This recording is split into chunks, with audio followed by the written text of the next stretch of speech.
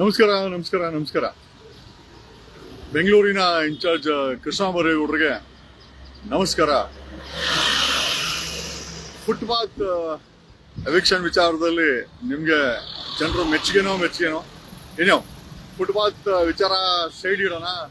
ಕರ್ನಾಟಕದಲ್ಲಿ ಮಳೆ ಬೀಳ್ತಾ ಇಲ್ಲ, ಬರಗಾಲ ಇದೆ. ಎಂಟೈರ್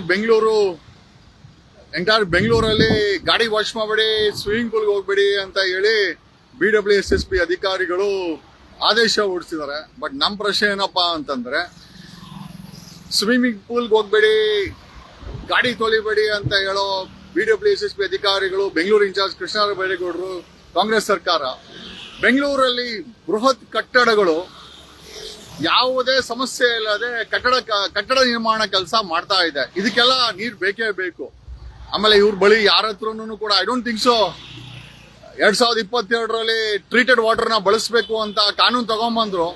ಇದುವರೆಗೂ ಬೆಂಗಳೂರಲ್ಲಿ ಕಾವೇರಿ ನೀರನ್ನ ಲೀಕೇಜ್ ಅನ್ನ ಹೆಸರಲ್ಲಿ ಮಾರಾಟ ಮಾಡ್ತಾರಂತ BWSSP ಅಧಿಕಾರಿಗಳು ಕುಡಿಯೋ ನೀರನ್ನ ಕನ್ಸ್ಟ್ರಕ್ಷನ್ಗೆ ಬಳಸ್ತಾ ಇರುವಂತ ಕಟ್ಟಡ ಐ ಥಿಂಕ್ ಕನ್ಸ್ಟ್ರಕ್ಷನ್ ಇಂಡಸ್ಟ್ರಿ ಅವರು, ಅಪಾರ್ಟ್ಮೆಂಟ್ಗಳವರು, ದೊಡ್ಡ ದೊಡ್ಡ ಕಟ್ಟಡ ಕಟ್ತಾ ಇರೋರು. ಪ್ರಶ್ನೆ ಏನಪ್ಪಾ ಅಂತಂದ್ರೆ, ಈ ಹೆಂಗಿರು ಕುಡಿಯಕ್ಕೆ ಬರಗಾಲ ಬಂದಿದೆ.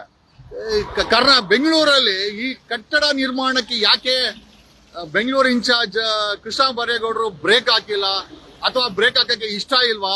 ಯಾಕೆಂದ್ರೆ ಗಾಡಿ ತೊಳಿಬೇಡಿ ಅಂತ ಹೇಳ್ತೀರಾ, ಸ್ವಿಮ್ಮಿಂಗ್ ಪೂಲ್ ಹೋಗ್ಬೇಡಿ ಅಂತ ಹೇಳ್ತೀರಾ, ಬರಗಾಲ ಬಂದಿದೆ ಅಂತ ನಮ್ಗೆಲ್ಲ ಗೊತ್ತಿದೆ. ರೈತರಿಗೆ ರಾಜ್ಯದ ಮುಖ್ಯಮಂತ್ರಿಯವರು ಬೆಳೆನೇ ಇಡಬೇಡ ಅಂತ ಹೇಳೋ ಅಂತ ಸಮಯದಲ್ಲಿ ಈಗ ನಾನ್ ನಿಂತ್ಕೊಂಡಿರೋದು ಹೆಚ್ಚು ಕಡಿಮೆ ಕೃಷ್ಣ ಬೈರೇಗೌಡರ ಮನೆಯಿಂದ ಕೇವಲ 1 ಕಿಲೋಮೀಟರ್ ದೂರದಲ್ಲಿರೋ, ಓಕೆ ಇದು ನೋಡಿ, 1 ಕಿಲೋಮೀಟರ್ ದೂರದಲ್ಲಿರೋ ಮಾಲ್ ಆಫ್ ಏಷ್ಯಾ ಪಕ್ಕದಲ್ಲಿರುವ ಬೃಹತ್ ಕಟ್ಟಡ. ಇಲ್ಲಿ ಅಬ್ಸರ್ವ್ ಮಾಡಬಹುದು, ನಾನು ಹೊರಗಡೆ ಹೋಗ್ಲಿಲ್ಲ. I just wanted to show you all. ಅಂದ್ರೆ ಬೆಂಗಳೂರಲ್ಲಿ ಕುಡಿಯೋ ನೀರಿಗೆ ಬರ ಇದ್ರು, ಮಳೆ ಬೀಳ್ತಾ ಇಲ್ಲ.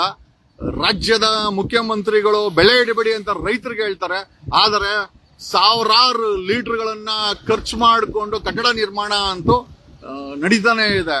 ಅಲ್ಲ ಕೃಷ್ಣ ಬೈರೇಗೌಡ್ರೆ, ಈ ನಿಮ್ ಮನೆ ಬೇರೆ ಎಲ್ಲೂ ಅಲ್ಲ. This is mall of Asia road. ಇದು GKVK ನಾವು ನೋಡಬಹುದು. GKVK ಪಕ್ಕದಲ್ಲಿ GKVK. ನೀವು ಯಾವಾಗ್ಲೂ ವಾಕಿಂಗ್ ಹೋಗ್ತೀರಾ, GKVK ಪಕ್ಕದಲ್ಲಿ. This is only one construction industry. ಒಂದು ಕನ್ಸ್ಟ್ರಕ್ಷನ್ ಇಂಡಸ್ಟ್ರಿ. ಅವ್ರ ಪಾಪ ಗೇಟ್ ಹಾಕ್ತಾವ್ರೆ, ನಮ್ಮನ್ನ ನೋಡಿ. ಒಳಗಡೆ ಕಾಮಗಾರಿ ನಡೀತಾ ಇದೆ. ನಮ್ಮ ಪ್ರಶ್ನೆ ಏನಪ್ಪಾ ಅಂತಂದ್ರೆ, ಮಳೆ ಬರ್ತಾ ಇಲ್ಲ, ಬರಗಾಲ, ಪಾಪಗಳು ಜಾಸ್ತಿ ಆಗಿದೆ. ಪ್ರಕೃತಿ ತನ್ನ ವಿಕೋಪವನ್ನ ತೋರಿಸ್ತಾ ಇದೆ. ಬೆಂಗಳೂರಲ್ಲೂ ಕುಡಿಯಕ್ ನೀರಿಲ್ಲ, ಜಿಲ್ಲೆಗಳಲ್ಲಿ 20ಕ್ಕೂ ಹೆಚ್ಚು ಜಿಲ್ಲೆಗಳಲ್ಲಿ ಕುಡಿಯಕ್ ನೀರಿಲ್ಲ. ಮಳೆ ಬಂದ್ರೆ ಬದುಕಂತೀವಿ, ಇಲ್ಲ ಸತ್ತೋಗ್ತೀವಿ. ಆದ್ರೆ ಬೆಂಗಳೂರಲ್ಲಿ ಕನ್ಸ್ಟ್ರಕ್ಷನ್ ಇಂಡಸ್ಟ್ರಿ ನೋಡಿ, ಕನ್ಸ್ಟ್ರಕ್ಷನ್ ಇಂಡಸ್ಟ್ರಿ ಯಾವುದೇ ಸಮಸ್ಯೆ ಇಲ್ಲದೆ ನಡೀತಾ ಇದೆ. This is what. ನಮ್ ಪ್ರಶ್ನೆ ಏನಪ್ಪಾ ಅಂತಂದ್ರೆ, ಕುಡಿಯಕ್ಕೆ ನೀರಿಲ್ದಿರೋ ಸಮಯದಲ್ಲಿ ನೀವುಗಳು ಕನ್ಸ್ಟ್ರಕ್ಷನ್ ಇಂಡಸ್ಟ್ರಿ ಅವರಿಗೆ ಯಾಕೆ ಕುಡಿಯಕ್ಕೆ ನೀರಿಲ್ಲ, ಮಳೆ ಬೀಳ್ತಾ ಇಲ್ಲ, ಪಾಪಿಗಳು ಜಾಸ್ತಿ ಆಗಿದ್ದಾರೆ. ಕಾರಣ ಏನು ಅಂತ ಗೊತ್ತಿಲ್ಲ. ಇವತ್ತು ಪಾಪಗಳ ಜಾಸ್ತಿಯಿಂದ ಪ್ರಕೃತಿ ವಿಕೋಪ, ಮಳೆ ಬೀಳ್ತಾ ಇಲ್ಲ. ಆದ್ರೆ ಬೆಂಗಳೂರಲ್ಲಿ ಮೈಸೂರಿಂದ 1000 MLD ನೀರ್ ತಗೊಂಡ್ಬಂದು ಕುಡಿಯೋ ನೀರಂತ ಹೇಳ್ಕೊಂಡು ಕನ್ಸ್ಟ್ರಕ್ಷನ್ ಇಂಡಸ್ಟ್ರಿ. ನಾನು ಒಂದ್ ದಿವಸನೂ ಕೂಡ ಈ ಮಾಲ್ ಪಕ್ಕದಲ್ಲಿ LNT ಪಕ್ಕದಲ್ಲಿ ಇರುವಂತ ಕನ್ಸ್ಟ್ರಕ್ಷನ್ ಇಂಡಸ್ಟ್ರಿ ಅವರು ಟ್ರೀಟೆಡ್ ವಾಟರ್ ನ ಟ್ಯಾಂಕರ್ ಅಲ್ಲಿ ಬಳಸಿದ್ ನಾನು ನೋಡೇ ಇಲ್ಲ. We have not seen.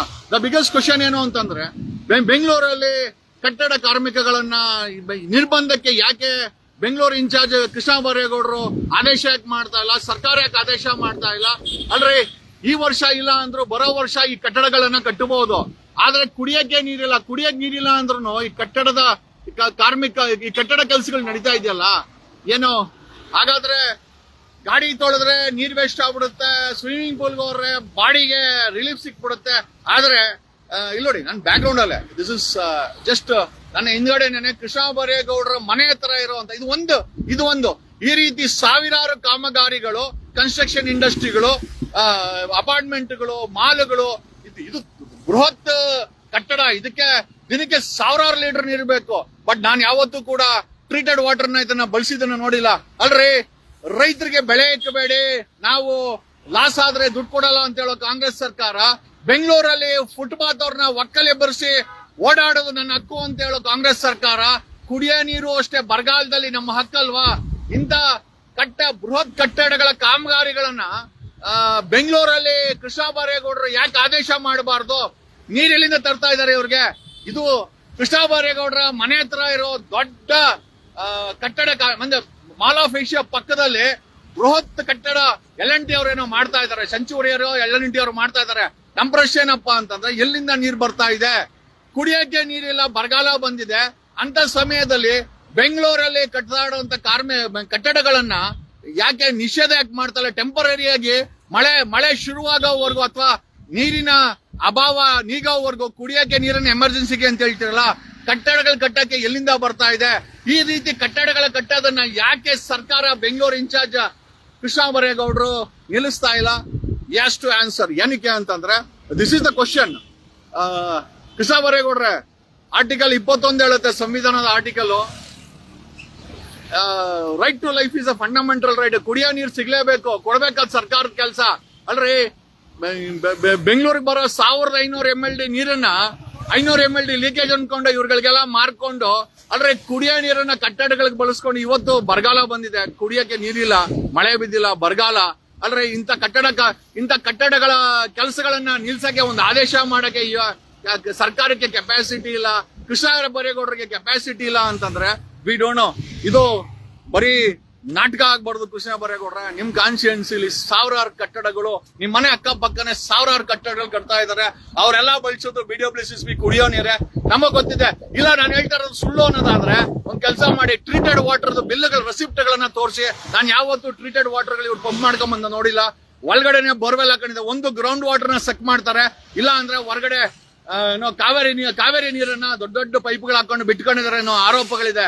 ಕುಡಿಯಕ್ಕೆ ನೀರಿಲ್ದಿರೋ ಸಮಯದಲ್ಲಿ ಈ ರೀತಿ ಕಟ್ಟಡಗಳ ನಿರ್ಮಾಣಕ್ಕೆ ಕಡಿವಾಣ ಅಥವಾ ಟೆಂಪರರಿ ಆಗಿ ಇವುಗಳನ್ನ ಯಾಕೆ ಸ್ಟಾಪ್ ಮಾಡಿಸಬಾರ್ದು ಅನ್ನೋ ವಿಚಾರವನ್ನ ನಿಮ್ ಮುಂದೆ ಇಡುತ್ತಾ ಈ ಲೈವ್ ಅನ್ನ ಮುಗಿಸ್ತಾ ಇದ್ದೀನಿ. ಕುಡಿಯಕ್ಕೆ ನೀರಿಲ್ಲ, ನಿಮ್ ಇಷ್ಟ, ಹೇಳೋದು ನಮ್ಮ ಕರ್ತವ್ಯ, ಕೇಳೋದು ಬಿಡೋದು ನಿಮ್ ವಿಚಾರ ಅಂತ ಹೇಳ್ತಾ ಲೈವ್ ಅನ್ನ ಮುಗಿಸ್ತಾ ಇದ್ದೀನಿ. Thank you.